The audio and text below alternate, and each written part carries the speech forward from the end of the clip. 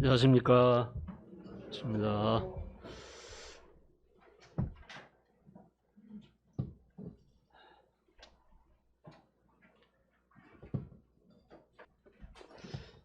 네, 우리는 오늘 성경에서 한 감동적인 사건을 읽게 되겠습니다.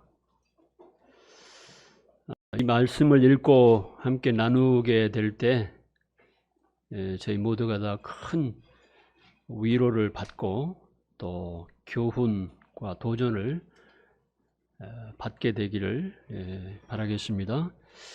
하나님의 말씀, 성경은 마가복음 2장이 되겠습니다. 우리 마가복음 2장을 함께 읽겠습니다.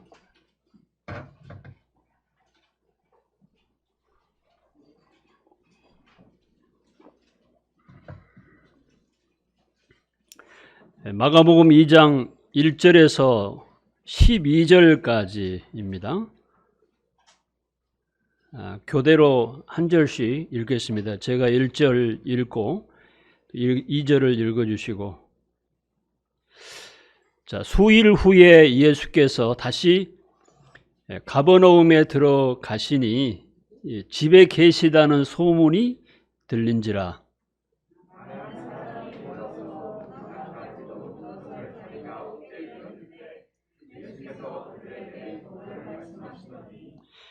사람들이 한 중풍병자를 4사람에게 메워가지고 예수께로 올세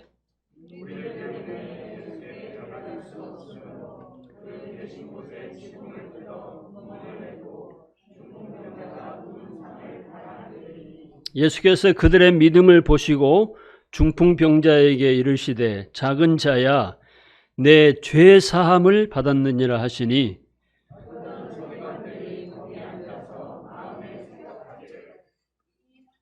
이 사람이 어찌 이렇게 말하는가? 신성모독이로다. 오직 하나님 한 분 외에는 누가 능히 죄를 사하겠느냐?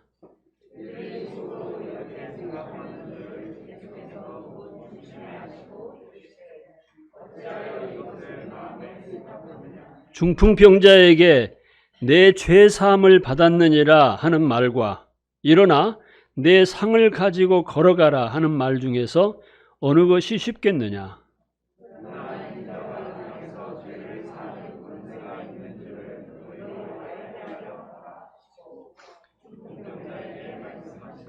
내가 내게 이르노니 일어나 내 상을 가지고 집으로 가라 하시니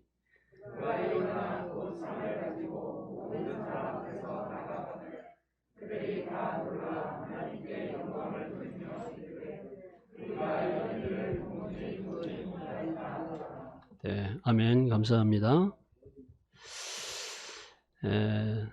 제가 이 말씀을 또 읽고 이제 묵상하면서 전에 중미 니카라과의 한 가정 집회가 생각이 이렇게 났습니다. 그 집은 동네에서 조그만한 생필품을 파는 가게였는데요. 저희들이 그 가정 집회를 한다고 하는 그 집에 이제 방문을 했었을 때 웃어야 되는 것인지 너무 안타까워해야 되는 것인지 그 가게 안에 물건이라고 는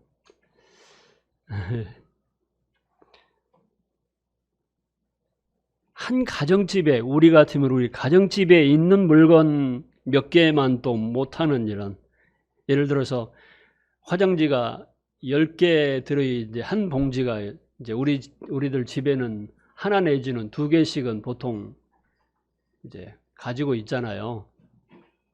근데 그 가게에 다 빠지고 한 5개 정도 남아있는 그 화장지 한 통이 이렇게 진열되어 있었고요.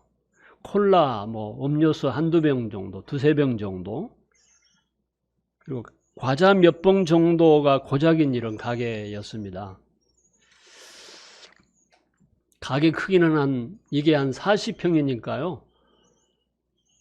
커봐야 한 10평 정도 되는 이 조그마한 이런 가게 아니었는데, 우리가 이제 먼저 가서 기다리고 있는데 시간이 되니까 엄청난 이런 사람들이 그 가게 집회에 참석을 했었어요.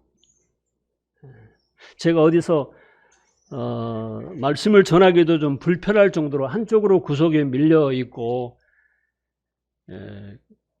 그 가게 안에 가득 메울 뿐만 아니고 그 마당에까지도 꽉 찬 이런 사람들, 지금도 이제 연상을 해보게 되는데, 근데 걱정이 밀려오기 시작하더라고요.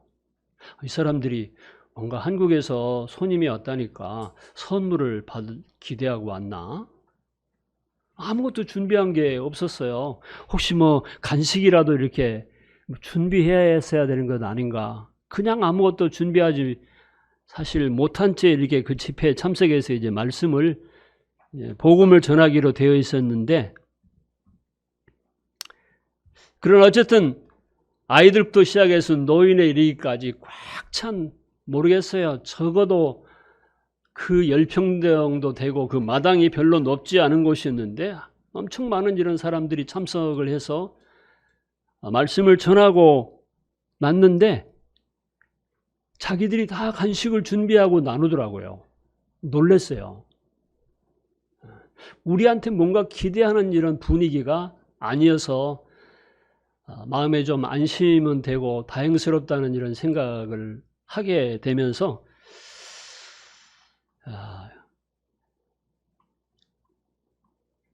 오늘 이 방금 읽은 이 말씀 속에서도 그런 광경을 볼 수 있지 않습니까? 예수님께서 원래 출생이라고 하면 좀 그렇습니다만은 어느 곳에서 나셨습니까? 이스라엘 그 유대 땅에 있는 작은 마을 베들레헴에서 나셨습니다. 그것도 나셔서 그 외양간입니까? 양우리였습니까? 그 말 구유에 누이셨다고 이렇게 기록이 돼 있고, 그 다음에 한 30여 년 동안은 그 작은 고을 나사렛에서 사셨습니다. 공생애를 준비하는 기간이었는데요. 그리고 나서 공생애 시를 시작하면서부터 어디서 사셨느냐면은 바로 여기 기록된 대로 갈릴리 호수 북단에 있는 가버나움이라고 하는 이 동네에서 사셨습니다.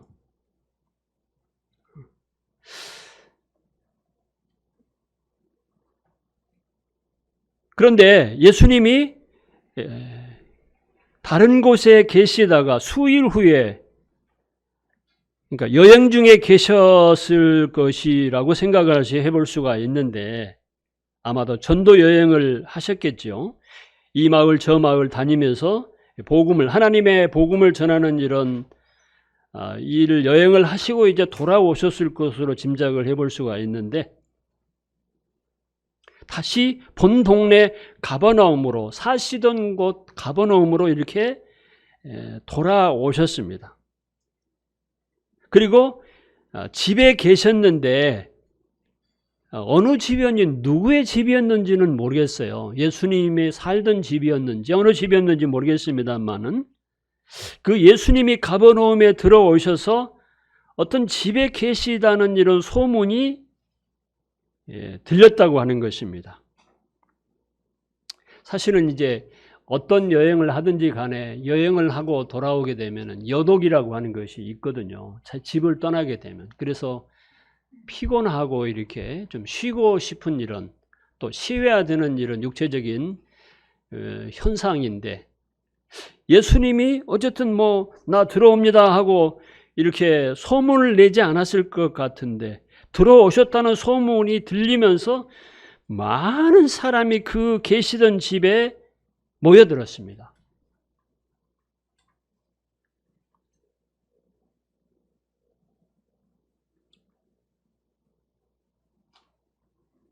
그 집을 완전 쉬어야 되겠다 이렇게 생각하고 보통은 그냥 아무도 안 만나고 문을 이렇게 걸어 잠글 수도 있었을 텐데 그러지는 않으신 것 같아요.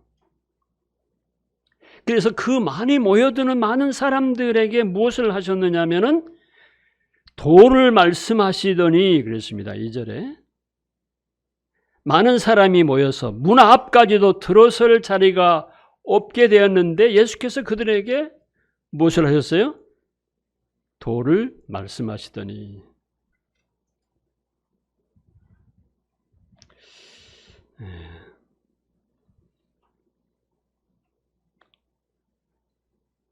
이 많은 사람들이 모였는데 제가 한번 생각을 잠시 해보면서 어떤 사람들이 모여들었을까?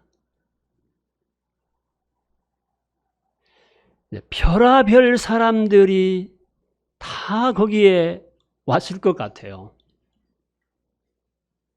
말씀을 듣기 위해서 온 사람들도 있었겠지만 뿐만 아니고 소문을 듣고 구경을 온 사람도 있었을 것이고 그 가운데 어떤 서기관들은 시비거리를 찾기 위해서 그곳에 앉아 있었던 몰려온 사람들도 있었을 것입니다.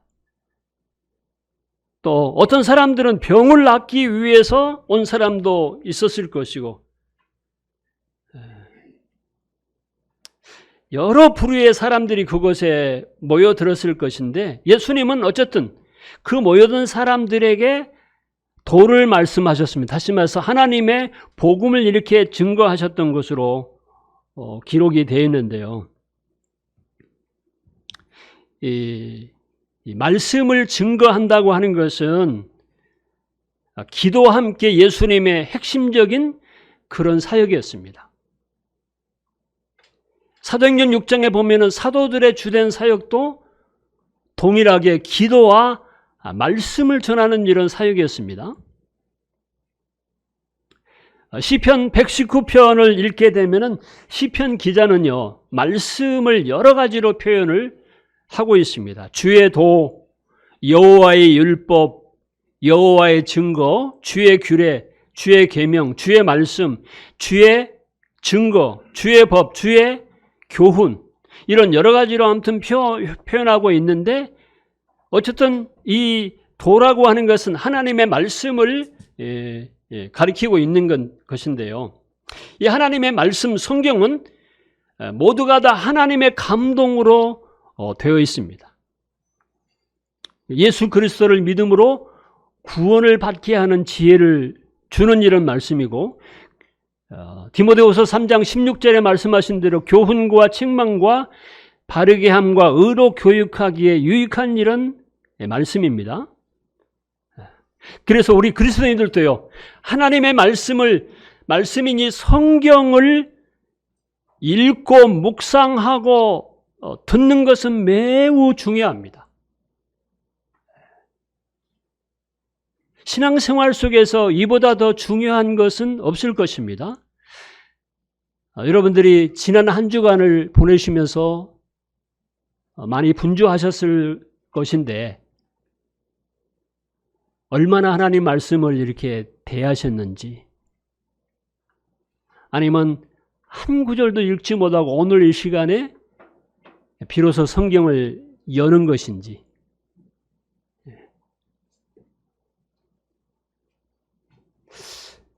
또 이 말씀을 읽고 이 말씀을 묵상하는 것이 중요한데 이 말씀이 읽고 묵상하게 될 때 우리 안에 이렇게 있는 것이거든요. 이 우리 안에 있는 말씀이 평소에 이 말이 우리 안에 들어있는 것이 평소에 우리의 대화 속에서 이렇게 나타나게 됩니다.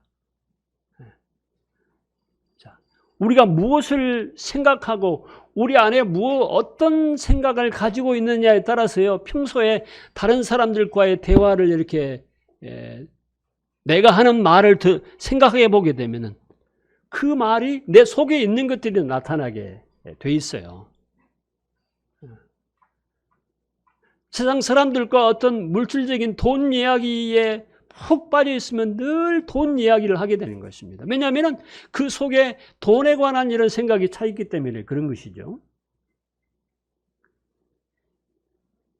그런데 하나님의 말씀이 우리 안에 좌정에 있을 때, 하나님의 말씀으로 풍성하게 돼 있을 때 하나님의 말씀을 하게 되는 것입니다. 또 믿지 않은 사람들에게 이 하나님의 말씀을 전하게 돼 있는 것입니다. 그리스도의 말씀이 우리 안에 풍성히 거하게 될 때 사실 감사가 있게 되고요, 기쁨이 있게 되고 만족스러운 이런 마음도 갖게 되는 것이죠. 그리고 이 말씀이 있게 될 때 다른 사람들에게 이 말씀을 전하게 됩니다. 이 말씀을 전해야만이 들을 수 있는 것이고, 이 말씀을 들어야만이 믿을 수 있고, 들어야 믿음으로 구원받을 수 있기 때문에 이 말씀을 떠나서는 크리스찬들이 전도하던 우리의 생활 속에서요, 아무리 분주하더라도 이 하나님의 말씀을 묵상하고 읽고 하고 그리고 기도하는 이런 삶이 기본적으로 사실은 돼야 돼요.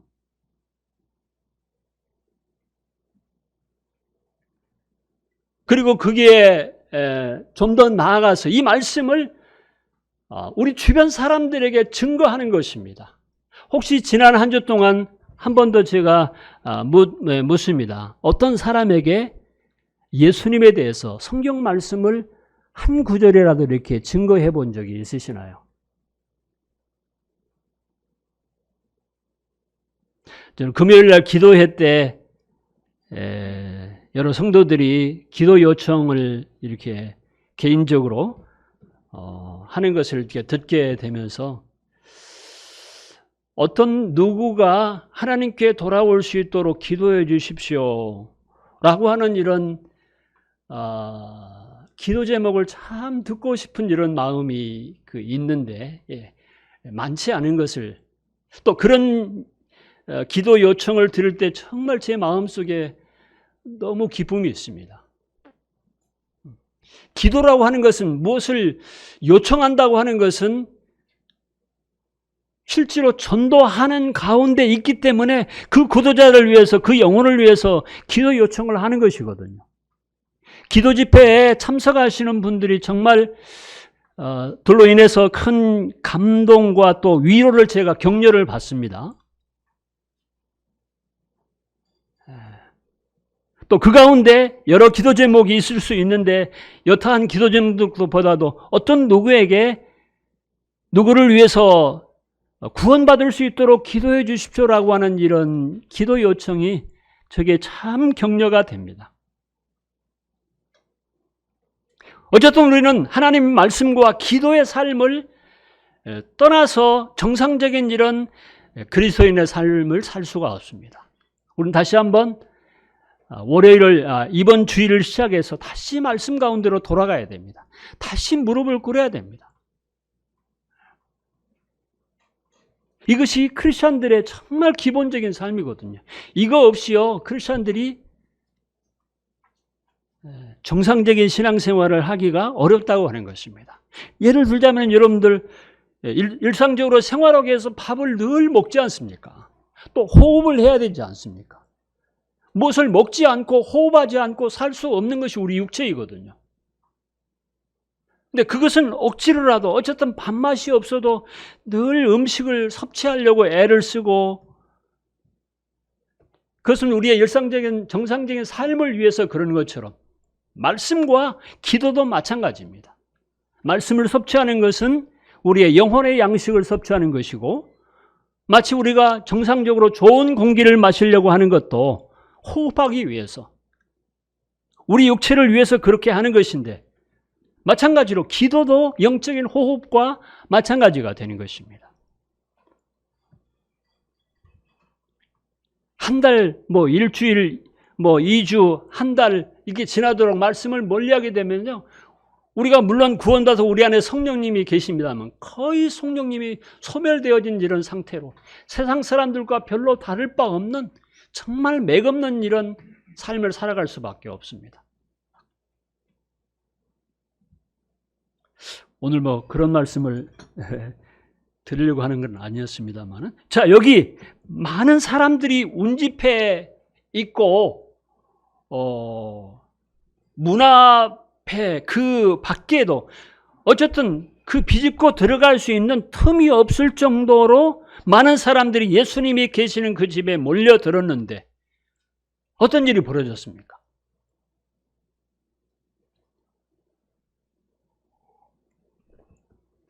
한 중풍병자를 4사람이서 들것에 메고 그 집을, 그 예수님이 계신 곳을 찾아옵니다. 그런데 어떻게 해요? 그 집에 들어갈 수가 있었습니까? 들어갈 수가 없습니다. 너무 많은 사람들이 모여서. 그런데 자, 여기서 한번 생각을 해보게 될 때요. 오늘은 너무 늦어서 다음번에 아마 예수님이 계신다는 소문을 듣게 되면 빨리 다른 사람들이 오기 전에 이 집에 왔어야 되는 것인데 오늘 너무 늦어서 안 되겠다. 뭐 이런 생각을 하고 돌아갔나요?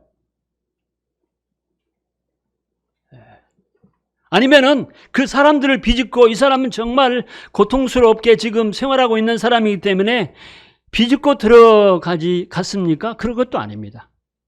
어떻게 했습니까? 포기하지 않고 다음에 그냥 해야 되겠다 이런 생각을 하지 않고 그 들것에 그 사람을, 그 중풍병 환자를 메고 온 사람들이 지붕으로 올라갔습니다.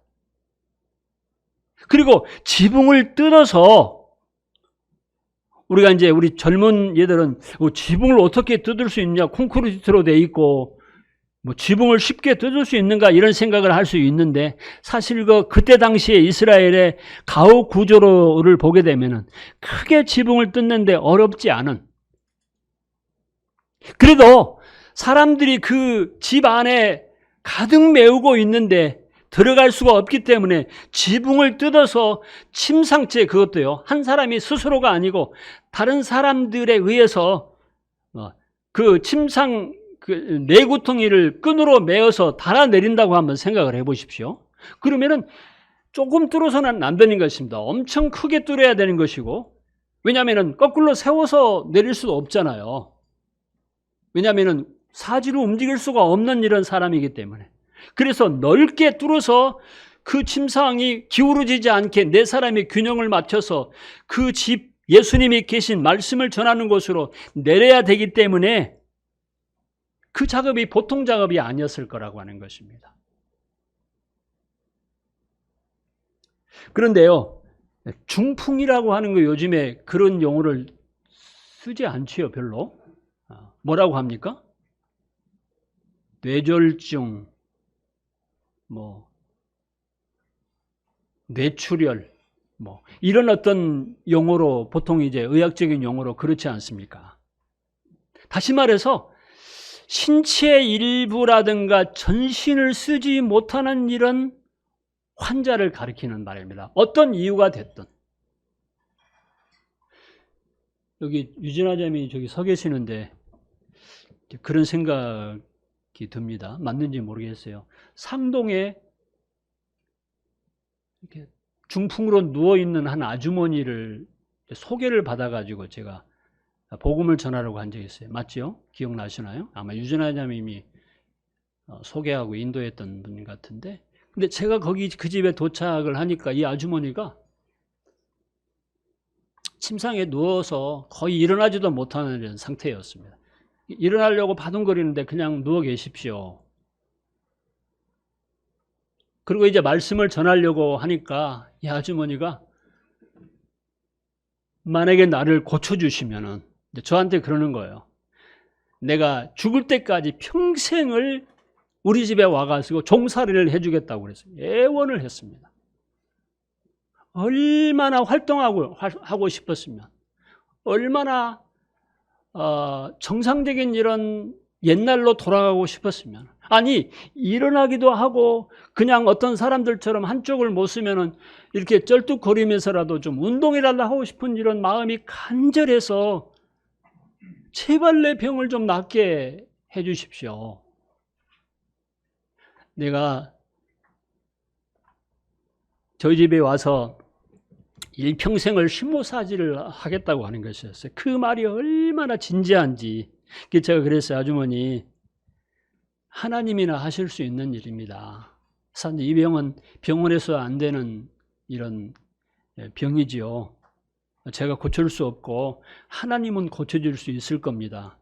그래서 하나님께 대신 기도 드릴게요 하고 이제 기도를 드리고 그리고 이제 말씀을 전했던 기억이 있는데, 어쨌든 간에 이 어떤 병이 걸리게 되면, 특히나 움직일 수 없는 이런 병을 얻게 되면은요,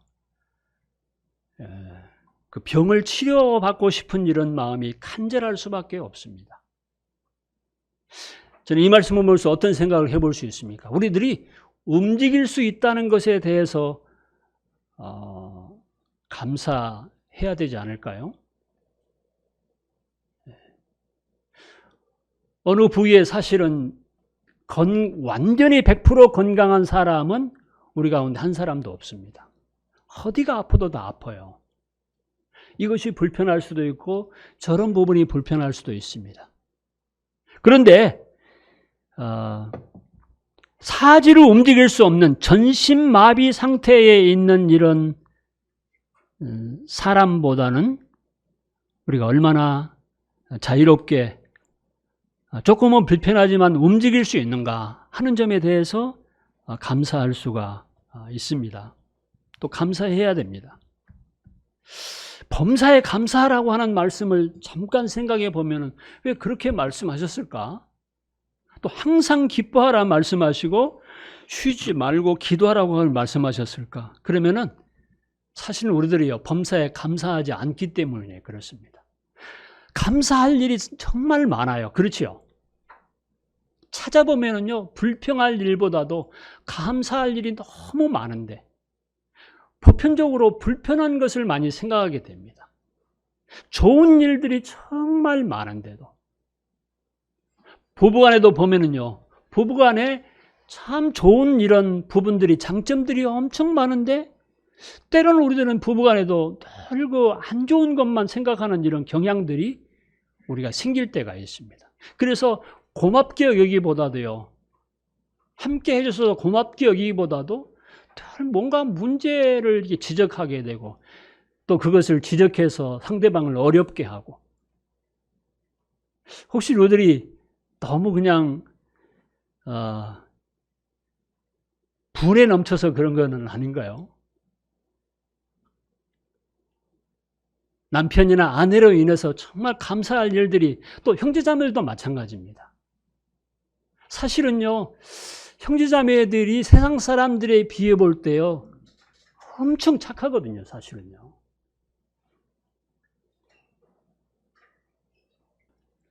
사실요, 우리 이 안에 있는 성도들에서 때로는 불편하고 이런 생각을 가질 때가 있을 수 있습니다만, 그리스도 안에서 성도들은요, 한국에서 사는 사람들 그 위에 정말 착한 사람들입니다. 우리에게도 무슨 허물이 뭐 조금 어려운 것이 왜 없겠습니까? 예수님 외에 우리가 예수님을 계속해서 형상을 닮아가는 이런 입장에 그런 이런 성숙해가는 과정 가운데 있기 때문에 여러모로, 그러나 현재 주님 말씀하신 대로 영화롭게 되기 전까지는, 예수님의 나라에 들어가게 될까지는 다 어려움과 문제와 단점들이 있을 수밖에 없습니다.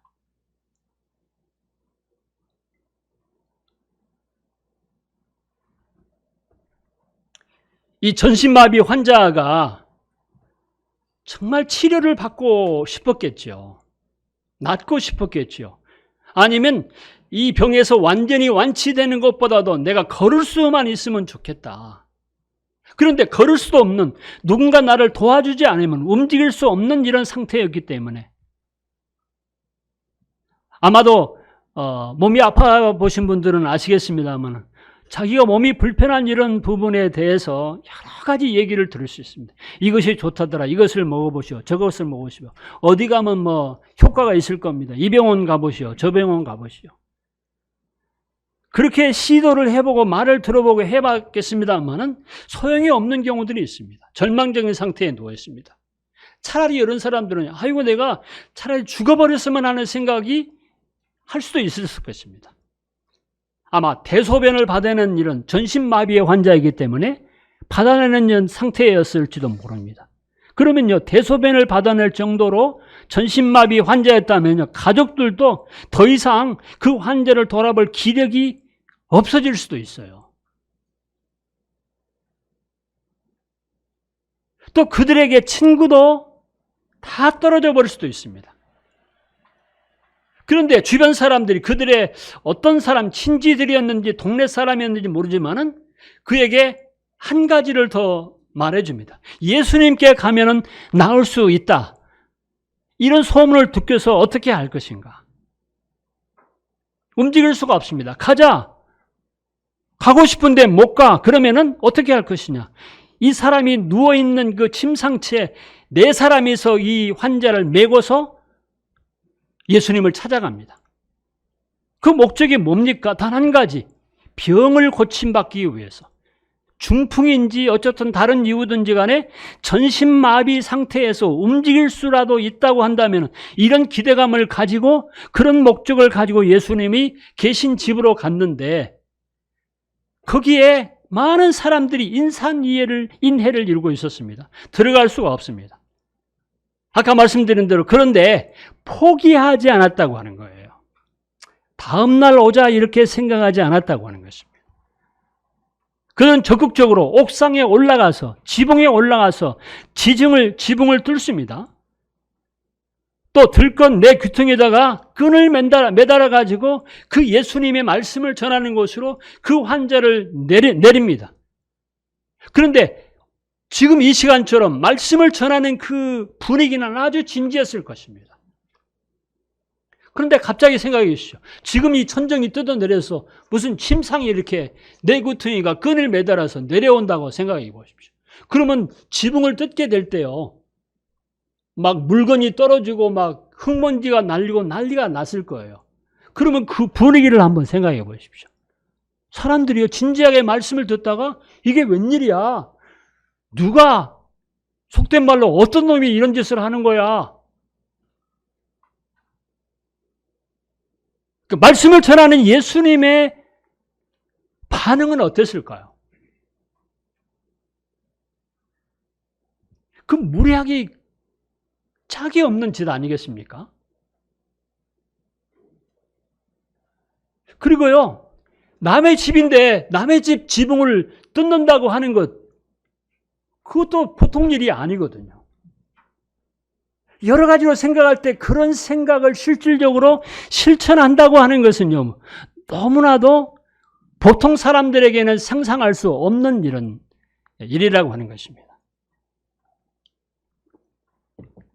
여기서 한 가지 우리가 교훈을 받을 수 있는 것은 저희들이 어떤 사람을 예수님께로 인도하는 데 있어서요, 많은 장애물들이 있습니다. 여러분의 가족들을 인도하는데도, 여러분의 지인들을 인도하는데도 해보셨나요? 해보셨을 겁니다. 가족들, 주변에 있는 잘 알고 지내는 지인들. 그런데 호락호락 기다렸다는 듯이 하나님 말씀을 듣는 사람들은 거의 없습니다. 문제는 거기 있거든요. 예수님께로 사람들을 인도하는 그 과정 속에 여기서 교훈으로 우리가 받을 수 있는 것은요, 많은 장애물들이 산적해 있다고 하는 것입니다. 그래서 우리는 어떻습니까? 자, 오늘 이 시간에 여러분들이 예수님을 믿고 구원받은 지 많은 시간이 지나왔는데 몇십 년이 되었는데 누구를 예수님께로 그렇게 인도하셨고 그가 구원받아서 하나님께 영광을 돌려드리는 그런 역사를 보신 적이 있습니까? 누굽니까? 몇 사람이나 됩니까?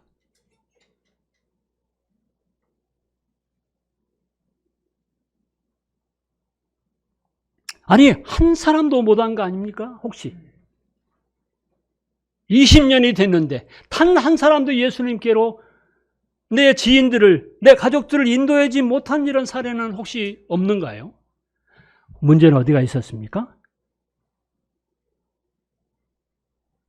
장애물들이 있었기 때문이라고 하는 거예요. 먼저는 그 본인이 관심이 없을 수도 있고,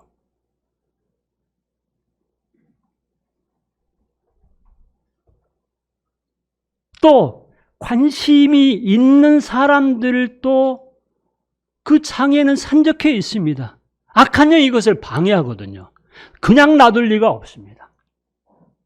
영적인 이런 싸움이기 때문에 그 영적인 싸움에 있어서 누가 개입하냐면은 하나님도 물론 도우시지만은 악한 영이 계속 방해하는 것이거든요.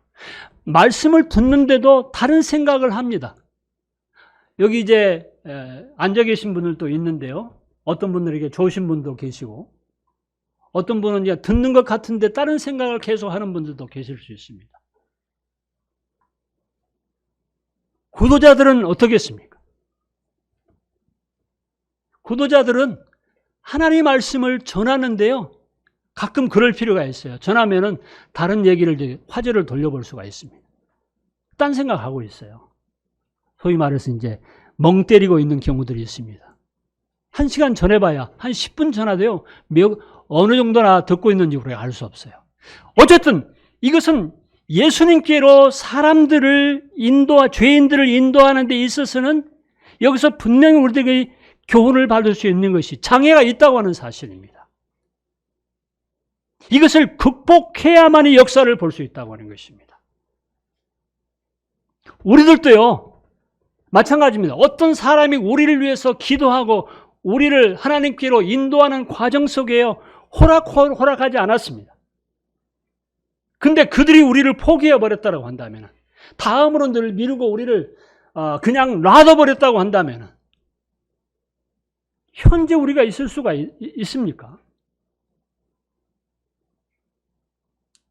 여러분들도 마찬가지입니다. 여러분들의 가족들을 주님께로 인도해야 되는데, 특별히 이제 돌아가실 시간이 얼마 남지 않았는데 그분들에 대해서도요, 우리가 영적으로 먼저는 성령 충만하지 못하기 때문에 지옥을 정말 믿고 있는 것인지, 사람이 죽으면 영원한 세계에 들어간다는 사실도 우리 영적으로 무뎌져 있으면 그것도 그냥 없는 것 같아요. 그것이 악한 영이 우리 안에서 역사하는 것이거든요. 사실인데도 불구하고, 믿는다고 하는데도 불구하고 정말 믿음이 있는 것인지라는 생각을 하게 되는 것입니다.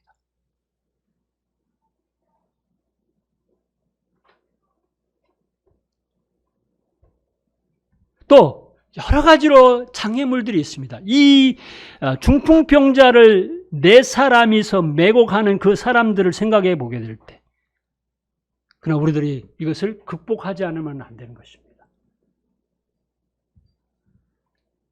5절에 보시면은요, 예수께서 그들의 믿음을 보시고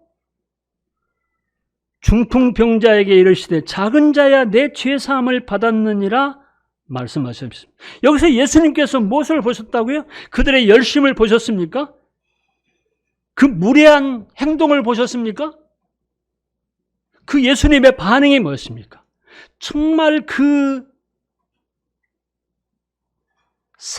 네 사람들의 그 믿음을 보셨다고 그랬습니다. 오히려 예수님은 참 기쁜 마음으로 그렇게 말씀하신 것입니다. 믿음이라고 하는 것이 어떻게 믿음을 봤을까요? 그들의 믿음을 보셨다는데 어떻게 믿음이 보입니까? 믿음은 마음 안에 있는 것인데 믿음이 보이는가요? 어떻게? 믿음은 보입니다. 어떻게? 행동으로 나타나게 되는 것입니다. 믿음이 있다고요? 그 참 믿음은 행동으로 나타나게 되어 있습니다. 행동으로 나타난 믿음만이 살아있는 믿음인 것입니다. 또 이들처럼 포기하지 않는 이런 믿음이 온전한 믿음인 것입니다. 믿음은 행동입니다. 장애물이 있어도 다음으로 미루거나 포기하지 않는 것입니다. 이들의 믿음이 참 훌륭했다고 하는 것입니다.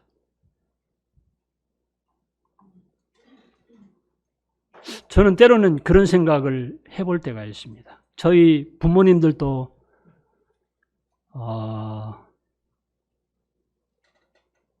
돌아가시기 얼마 되지 않는 몇 년 전에 어쨌든 캠프에도 수차례 모시고 가고 전도 집회도 이렇게 모시러 가고 개인적으로 말씀을 전하고 모시고 가서 전도자들을 또 집에서 말씀을 전하고 많은 이런 시간들 속에서 두 분이 믿음으로 구원받고 주님께로 가시는 정말 참 다행스러운 이런 일이었습니다만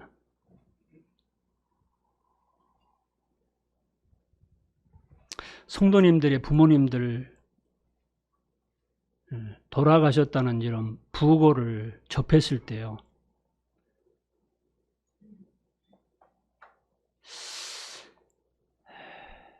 천국까지 못한 사람 부모님들의 성도님들의 부모님들의 조문을 갔을 때 어떤 마음으로 거기 조문에 참석할 수 있을까? 그리고 만약에 거기서 어떤 말씀을 전한다고 한다면 어떻게 말씀을 전해야 될까? 이런 생각을 가끔 해볼 때가 있습니다.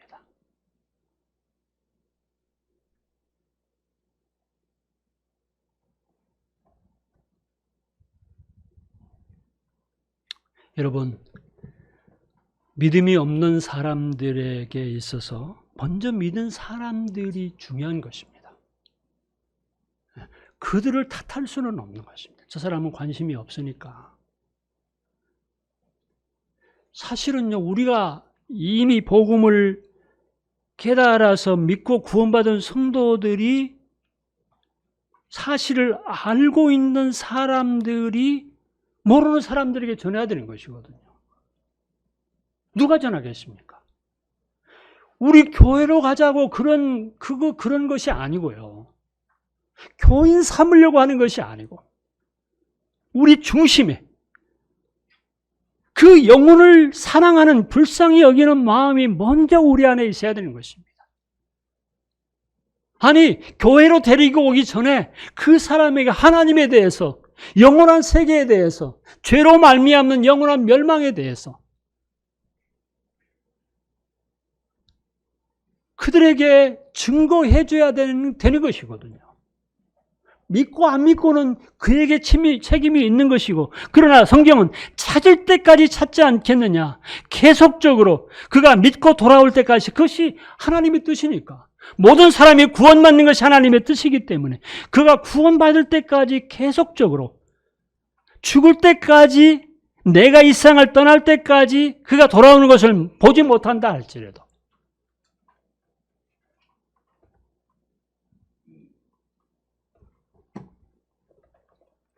저와 여러분들에게 사실은 책임이 있습니다. 여러분들과 함께 학우로서 계속 한자리에 앉아있는 아이들, 누구에게 책임이 있겠습니까? 여러분들과 함께 한 집에서 사는 식구들, 누구에게 책임이 있겠습니까?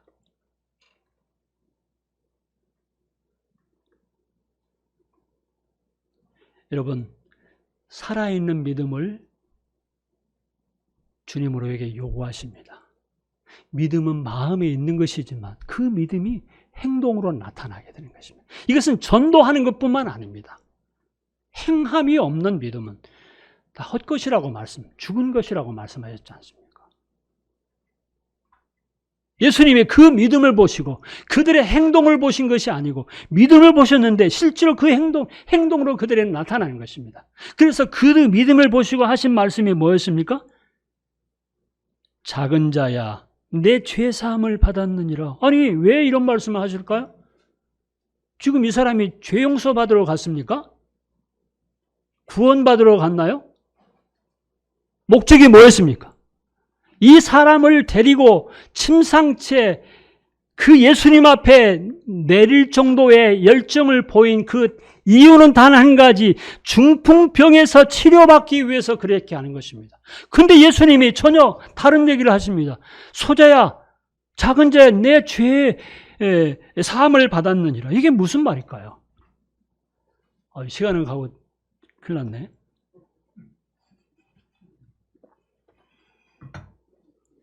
아니, 병을 고쳐줘야 되는데 병 고치러 갔는데 죄 용서를 받았느니라 왜 이렇게 말씀하세요? 뜯어내는 사람들의 마음이 어땠을까요? 또 그렇게 말하니까요, 그 옆에 있는 꼬투리 잡으려고 거기 앉아있던 사람들이 있었네요. 실제로 보니까 6절에 어떤 서기관들이 거기에 앉아서 마음에 생각하기를 이 사람이 어찌 이렇게 말하는가 신성모독이로다. 오직 하나님 한 분 외에는 누가 능히 죄를 사하겠느냐. 맞습니다. 그죠? 아무나 이 말을 할 수 있는 것이 아니에요. 내 죄 사함을 받았느니라 우리가 그렇게 말할 수 있나요? 이 서기관들의 말이 맞습니다. 신성모독이네. 자기가 뭔데 하나님만 죄를 용서할 수 있는 권한이 하나님께만 있는데 자기가 뭔데 이렇게 말하는 거야. 이렇게 생각을 하고 있었다. 말을 하는 것이 아니라 생각을 하고 있었습니다. 또 중풍병자를 인도했던 그 사람들은 아니 뭐 하는 거야 지금. 목적은 지금 병 고침을 받기 위해서 왔는데 무슨 죄를 용서한다는 거야. 근데 그렇게 생각하는 이런 그 사람들 앞에서 예수님이 또 한 가지를 묻습니다.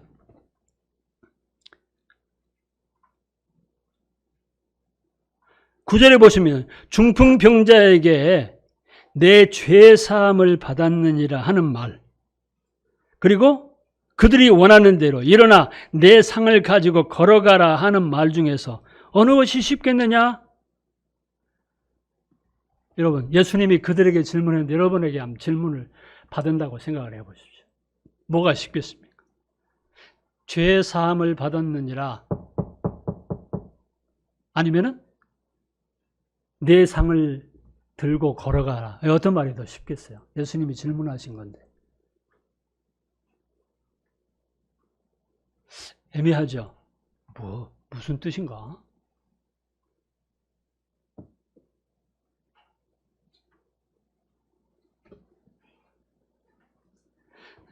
죄 사함을 받았느니라 이렇게 말하는 것과 너의 지금 누워있는 상을 들고 걸어가거라 이렇게 하는 말이 어떤 말이 쉽겠느냐고 하는 거예요. 김종우 형제는 어떤 말이 쉬울 것 같아요? 이런 질문을 받았을 때 여러모로 생각해 볼 수 있는데 아마 이 말씀을 읽으면서 그 질문에 대해서 뭐가 정말 쉬운 말이가 무슨 뜻일까 이렇게 생각하실 수 있는데요. 만약에 죄 사함을 받았느니라 이렇게 말하면은 그 결과가 보입니까? 안 보입니까? 그런데 네가 지금 누워있는 상을 들고 걸어가거라 이렇게 말했는데 그 결과가 보이겠습니까? 안 보이겠습니까? 보이죠. 내 죄사함을 받았느니라 이렇게 말하는 것은 누구나도 할 수 있는 일인 것 같죠. 쉬운 말이죠. 그런데요, 아무나 너 지금 누워있는 상을 들고 걸어가거라 하는 말은 결과가 보여야 되잖아요. 보통 어려운 말이 아니에요. 아니, 불가능한 말입니다. 누가 그렇게 말할 수 있습니까? 만약에 그렇게 말했다가 이 사람이 꼼짝없이 누워있으면 어떤 비웃음거리가 되고 아마 돌이 날라와서 그렇게 말한 사람을 돌 맞아 죽일 수도 있어요.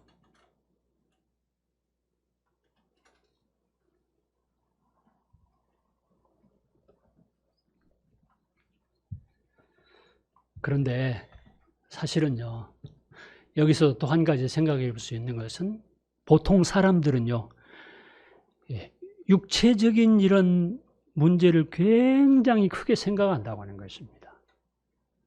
현실적인 문제를 굉장히 크게 생각한다고 하는 것입니다.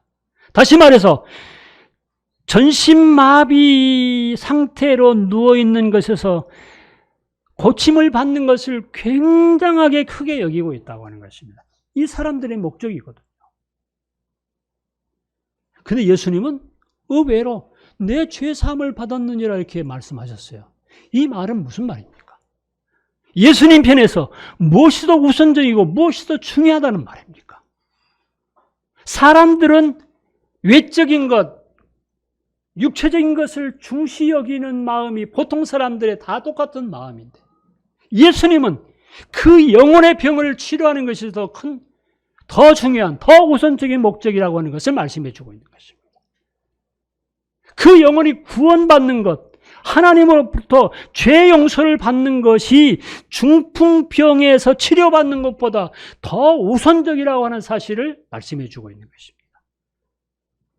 우리들이 육체적으로 어떤 문제가 있을지라도 우리들이 하나님의 은혜로 말미암아 죄 용서를 받고 구원받았다고 하는 것은 놀라운 복인 것입니다. 이 세상을 떠나면서 우리가 그것을 실감하게 될 것입니다. 비록 내가 이 땅에서 많은 것을 가지고 누리지 못했지만, 내가 이 땅에서 이렇게 건강하게 살지는 못했지만, 내가 영원히 구원받았다고 하는 사실을 주님이 오시게 되면은, 내가 이 세상을 떠나게 되면은 실제로 그것이 얼마나 놀라운 축복이었는지, 얼마나 놀라운 날이 될 것인지, 이 땅에서 당한 고통은 아무것도 아닌 것을, 이 땅에서 만난 문제는 아무것도 아닌 것을 그날에 실감할 수, 그리고 그날뿐만 아니고 그날 이후에 영원히 실감하게 될 것입니다. 그리고 예수님은 실제로 병을 고쳐줄 수 있는 이런 분이시지만 더 중요한 것은 바로 그분이 죄를 용서할 수 있는, 죄에서 구원해 주시는 이런 하나님이신 것을, 유일한 구주이신 것을 그 중풍병자 앞에서 말씀하신 것입니다. 그 많은 사람들 앞에서.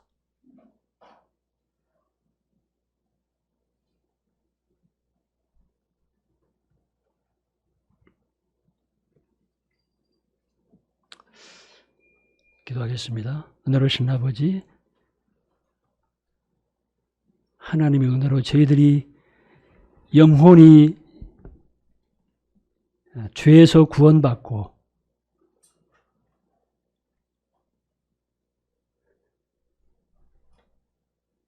영원한 하나님의 나라를 상속받을 수 있는 거룩한 성도가 은혜로 된 것을 인해서 감사합니다. 또 저희들이 육체적으로 온전하게 살지 못할지라도, 완전하게 건강하지 못할지라도 저희들이 움직일 수 있고 볼 수 있고 들을 수 있고 말할 수 있는 이런 상태로 살 수 있는 것에 대해서도 감사합니다. 저희들 주변에 아직도 마치 중풍병자처럼 영적으로 병들어 있고 구원받지 못한 저희들의 사랑하는 가족들이 있습니다. 주님이시여, 늘 저희들이 습관적으로 정말 마지막 때가 가까웠다고 이렇게 말하고 있는데, 주님이시여, 저희들의 가족들을 주님께로 이 중풍병자를 인도하는 사람과 같이 그렇게 믿음을 행동으로 나타낼 수 있도록 주님 저희들의 마음을 감동해 주시기를 바랍니다. 성령께서 저희들의 마음속에 하나님의 말씀으로, 복음으로 충만하게 해주시기를 바랍니다. 말씀과 기도 속에서 우리 주님과 동행할 수 있도록 도와주시고, 우리가 믿는 사람인 것을 실제로 삶 속에서 나타낼 수 있도록 은혜 베풀어 주시기를, 연약한 저희들을 붙들어 주시기를 간구드립니다. 존귀하신 주 예수 그리스도 이름으로 기도했습니다. 아멘.